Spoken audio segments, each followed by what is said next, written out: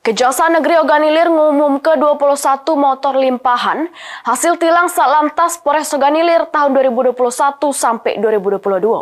Selanjutnya, untuk yang punya kendaraan bisa ngambil motornya di Kejaksaan Ogan Ilir, cukup dengan bawa surat tilang atau surat lainnya sama bukti kepunyaannya.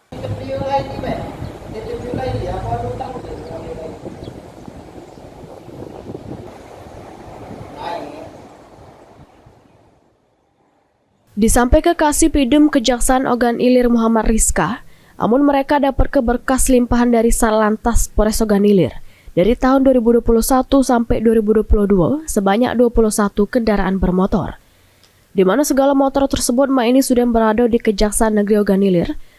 Untuk itu menurut Rizka, pihaknya meminta pada warga yang pernah ditilang oleh Satlantas Polres Ogan Ilir untuk cepat ngambil kendaraannya dari mulai sekarang sampai 30 hari ke depan.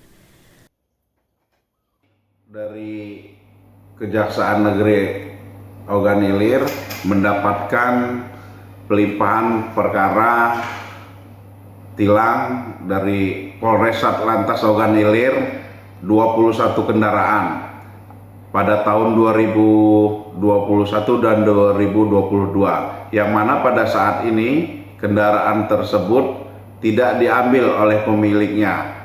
Nah, dari itu kami menghimbau agar yang memiliki kendaraan tersebut dapat mengambil di Kejaksaan Negeri Ogan Ilir, karena dengan batas waktu sampai dengan 30 hari ke depan, jika memang pemilik tersebut tidak mengambil motornya, motor tersebut akan kami lakukan proses lelang sesuai dengan peraturan dan SOP kami.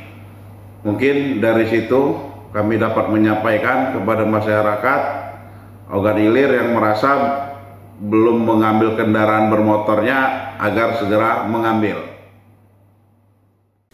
Proses ngambil kendaraan bermotor mudah nian dengan mendatangi langsung Kejaksaan Negeri Ogan Ilir, cuma nunjuk ke surat tilang yang berwarna biru dari Satlantas Polres Ogan Ilir atau nunjuk ke surat lainnya pecah STNK.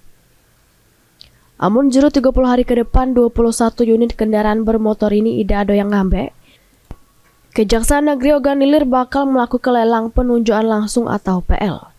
Ahmad Romawi, PAL TV.